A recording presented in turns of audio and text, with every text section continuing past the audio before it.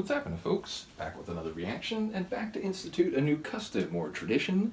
Indeed, Sophia and I think one or two others were talking about it's very enjoyable when I was doing reactions to the point where I was doing maybe 2 or even 3 or more reactions in a single session. It's gotten harder to do that as the number of deep dives I'm going through has expanded, and also now that we're through the studio albums, it's not quite as easy just like, hey, let's roll 2, 3, or 4 of these tracks from the studio album in a row. Nevertheless, I do want to still have days where I do multiple related reactions, whether from the band proper or any of their solo work, or Savoy, not technically a solo project, but you know what I'm saying. So yeah, my plan is to start doing Morten and or Mags Mondays. This Monday I'm going to do a Morten reaction, other Mondays it may be a Mags, sometimes it may be both. And I'm going to try to coordinate it with at least one reaction. So Mondays, I'm going to try to make it so there's at least 2 related reactions weekly, so as well as reactions on other days during the week, presumably. So yeah, that's the plan, Morten and Mags Mondays. So we're going to go back to the 93? I'm blanking on it in the moment. Where are you, sir? Yeah, 1993, the Poetenes Evangelium album. It has, been explained to me now, whereas at first I failed to appreciate what people were saying, but that none of these songs were written by Morten. It was written by, I think, a Norwegian poet, and then it was put to music, and Morten is the voice of the project, if you will. So, yeah, like I said, I don't speak Norwegian, so the whole album is a bit impenetrable when it comes to hearing the song in the moment. But again, through Carrie and some others, I've heard about the religious ideas and symbology behind some of the songs. This tune is called, I think, Where the Manger Is. I put it into Google Translate and that's what came up. Let me make sure I got that right. Do I still have it open? Or Where the Manger Stood is what it's called. Where the Manger Stood. So, I don't know, it makes you think about the biblical story of Christ's birth and, in a manger in Bethlehem. So presumably that's what we're talking about here. I don't know necessarily if that suggests a particular sonic atmosphere. You might think more solemn and delicate, if you will, but I feel like for some people it would make sense to celebrate it, or to be a very energetic tune for the significance of this scripturally and so on. So yeah, I don't know if it really suggests a particular sonic atmosphere. Let's find out. This is Morten Harket. The tune translates in English to, and again with Google Translate's authority, meaning this is not my translation, but Where the Manger Stood from his 1993 album Poetenes Evangelium. Oh wow. I don't know what I expected sonically, but it wasn't a funky groove like this.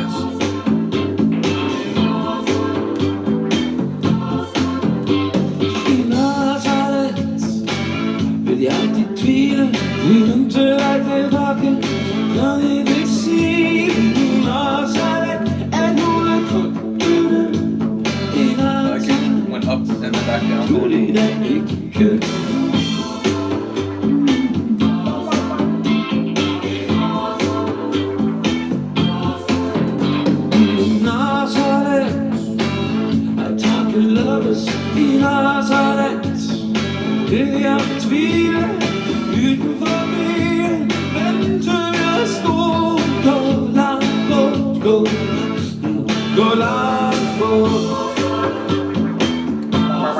I love that.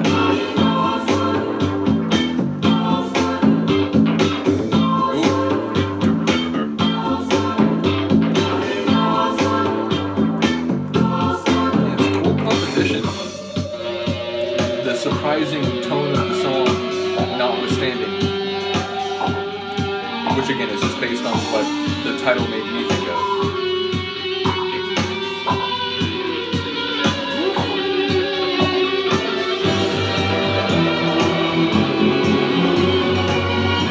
It's almost rock opera.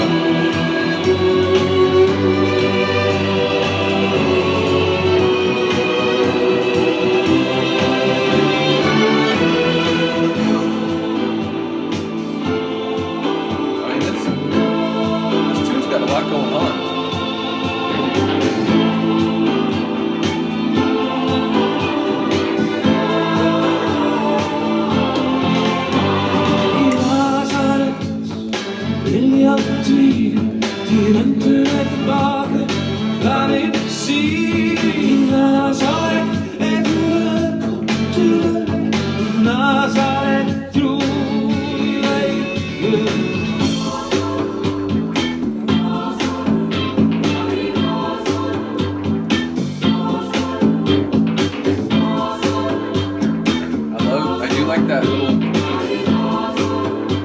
Grittier layer.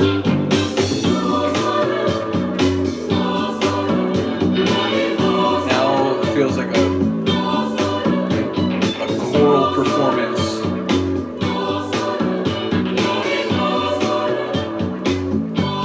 So along the way it's felt sort of, I don't know, like groovy disco rock, and then got this choral layer. It's been some different flavors along the way is what I'm saying.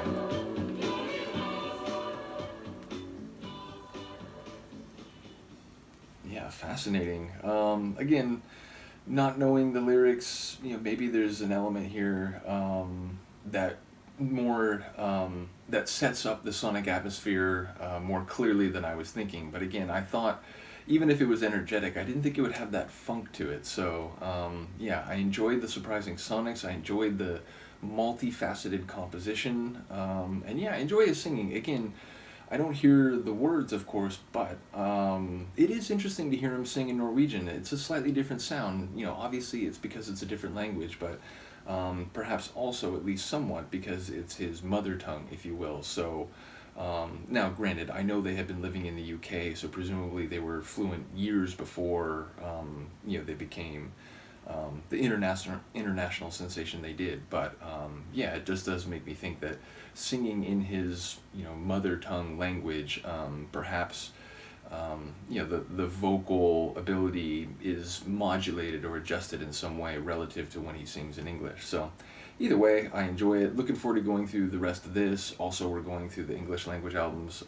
So yeah, bottom line, we'll get back to Letter from Egypt soon. As I said, next Monday I'll make sure to do a mags, if not before then. Basically the random happenstance of my reactions every day will stay the same, but I'm trying to find a way to get multiple aha reactions. So look out for Mondays is what I'm saying from now on.